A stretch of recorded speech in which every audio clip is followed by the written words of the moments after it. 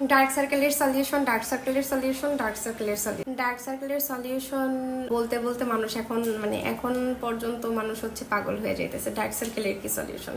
Dark circle তো আমারও অল্প স্বল্প আছে। আমি ডার্ক সার্কেলের সলিউশন দিচ্ছি, কিন্তু এর আগে আমি একটু কথা বলে নিই। তোমরা যদি তোমাদের খাদ্যাভ্যাসের রুটিন এবং দিনের রুটিনটা যদি তোমরা ঠিক না করো, ডার্ক সার্কেলের সলিউশন, কেমিক্যাল পিল, তারপরে হচ্ছে আই ক্রিম, তারপরে হচ্ছে ডিআইওয়াই রেমেডি, হোমমেড রেমেডি, এগুলো দিতে দিতে পাগল হয়ে যাবে, কিন্তু তোমরা কোনো সলিউশন পাবা না।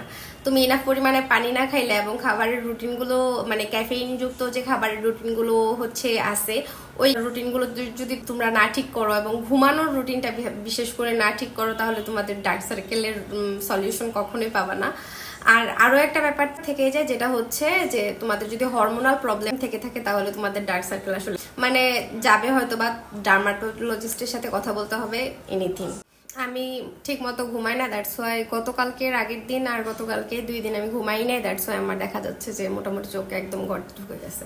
এখন বিষয় হচ্ছে যে আমি নর্মাল একটা রুটিন ফলো করি অলওয়েজ, যেটা হচ্ছে আমার ডার্ক সার্কেল, এবং আমি আই ক্রিমও ইউজ করেছি লাস্ট, তারপর ডিআইওয়াই একটা হোমমেড রেমেডি, এই সব কিছু মিলে আলহামদুলিল্লাহ আমার ডার্ক সার্কেল এখন আগে যদি থাকতো 99%, এখন একদম 40%-এ চলে আসছে। এরকম এখন আর বোঝা যায় না যে আমার ডার্ক সার্কেল আছে।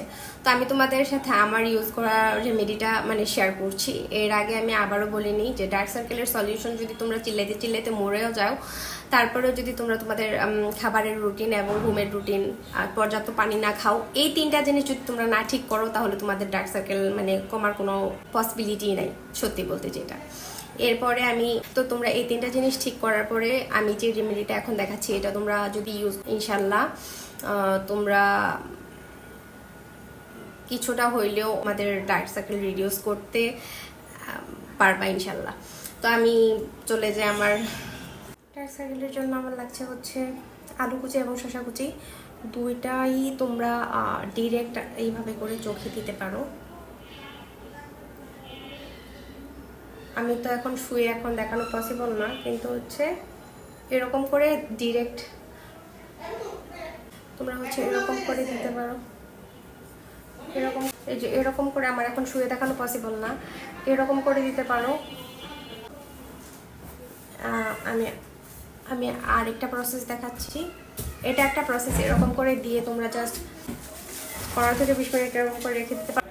আরেকটা প্রসেস হচ্ছে এরকম একটা কটন প্যাড নিবা, নেওয়ার পরে এরকম করতে পারো।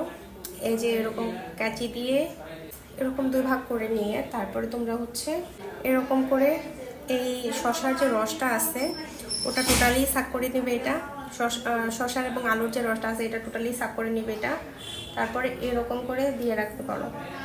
এটা জাস্ট তোমরা সপ্তাহে 3 থেকে 4 দিন দিতে পারো যাদের হাইপার ডার্ক সার্কেল। এরকম করে যদি তোমরা অ্যাপ্লাই করে রাখো এবং 15 মিনিটের মতো করে রাখো, 3 দিন দিলে ইনশাল্লাহ না। আমার আই ক্রিমের পাশাপাশি আমি এই ডিআইওয়াই হোমমেড রেমেডিটা অ্যাপ্লাই করেছি এবং আলহামদুলিল্লাহ অনেক ভালো রেজাল্ট পেয়েছি। সো তোমাদের যাদের হাইপার পিগমেন্টেশন আছে, ডার্ক সার্কেল আছে, তোমরা অনায়াসে ডিআইওয়াই রেমেডিটি ইউজ করতে পারো।